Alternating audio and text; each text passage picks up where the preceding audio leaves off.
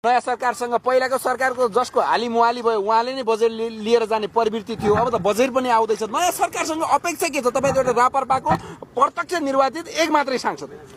आवश्यकताको सिद्धान्तका आधारमा चाहिँ बजेट बाँडफाँड हुन्छ भन्ने मैले सोचेको छु। आवश्यकता कहाँ हो? अनि अर्को सबभन्दा ठुलो कुरा अहिले चाहिँ स्वास्थ्य बिमा रोकिएको छ। आज त्यो खुलाउन माग गरेका छौँ हामी। स्वास्थ्य बिमा रोकिएर आज अल्पत्र परेका छन् मान्छेले उपचार पाइरहेको अवस्था छैन। त्यो भुक्तानी भएको छैन, त्यो भुक्तानी गरिदिनुहोस् भनेको छ। र अर्को चाहिँ किसानले अहिले सबभन्दा ठुलो समस्या किसानले जस्तो कस्तो भने बिमाको समस्या छ र अर्को सहकारी ठगी। मेरो जिल्ला जुम्लामा मात्रै अहिले 4000 मान्छे सहकारी ठगीबाट पीडित छन्।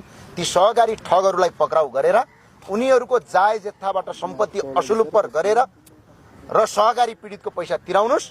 सरकारबाट पैसा दिने होइन कि जो ठग हुन् तिनीहरूको सम्पत्ति बेचेर तिनीहरूको 3 पुस्ते सम्पत्ति असुलुपर गरेर पीडितको पैसा असुलुपर गर्नुस् भनेर आज प्रधानमन्त्रीले हाम्रो राजनीतिक कुरा भयो कि छैन। राजनीतिक कुरा केही पनि भएको छैन। विकास निर्माणको कुरा मात्र भएको छ। यो पछिल्लो समय सरकारको गतिविधिलाई कसरी लिनु भएको छ? तपाईँको पार्टीले तपाईँले होइन गर्नुपर्ने काम गरिराख्नु भएको छ। अदालत छ, कसैलाई चित्त बुझ्दैन भने अदालत जान पाइन्छ। विधिको शासन सबैले मान्नुपर्छ। हिजो उनीहरूले गर्दा सब कुरा सही, आज अरूले गर्दा सब कुरा गलत भन्ने हुँदैन।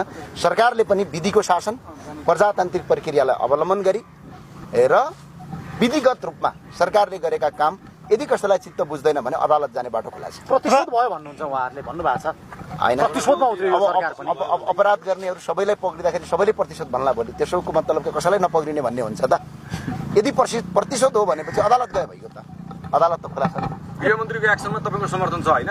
अहिले गृहमन्त्रीज्यूले गरेको काममा म अहिले पनि भन्छु, तर अझै विधि पुऱ्याएर गर्नुहोस्। सम्पत्ति शुद्धिकरण लाग्दै गर्दा सबै जेल जाने सम्भावना उत्तिकै छ। अनि अपराध गरिसकेपछि र भोलि तपाईँको प्रमाण भेटिसकेपछि अहिलेका प्रधानमन्त्री मात्र होइन, अहिलेका बहालवाला मन्त्रीहरू पनि जेल जानुपर्ने अवस्था आउन सक्छ। जस्तो पूर्व यो कुरा त्यो भावना सबैलाई तपाईको पार्टी अध्यक्ष पनि त यो विषयमा जोडिनु होला।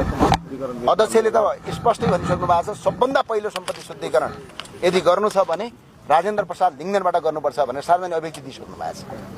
त्यो आज होइन, यो सरकार बन्नभन्दा 4 वर्ष अगाडि भनिसक्नु भएको छ। जस्तो कि गृहमन्त्रीको यो कदमलाई कसरी लिनु भएको छ तपाईँ? धन्यवाद छ। काम गर्नुहोस्, अझै विधिगत पुर्याएर गर्नुहोस्, अझै सशक्त भएर गर्नुहोस्। 2-4 जना मान्छेले विरोध गर्दैमा र विधिको शासनलाई चाहिँ जहिले पनि ख्याल गर्नुहोस्। तपाईँकै पार्टीबाट प्रजातान्त्रिक अभ्यासमा जुम्लातिर छन् कि छैनन् माने कि यसरी भागेकाहरू राजनीतिक रूपमा पहुँचमा भएका छ जस्तो स्थानीय तहमा छन् विशेष गरेर। किनभने गाउँपालिका अध्यक्षहरू मेयर भइसकेका एउटा गाउँपालिका अध्यक्षको त भिडियो आएको छ। हाम्रा पार्टीका कार्यकर्ता भएका कारणले जाहिर खुवाउनुपर्ने भनेर तिनलाई पनि अब खोजिरहेछौँ होला जस्तो लाग्छ मलाई। बालनजीले कति बोल्नु हुँदो रहेछ? किनकि धेरैले भन्थे बालन बोल्नुहुन्न, अब प्रधानमन्त्री बनिसके पश्चात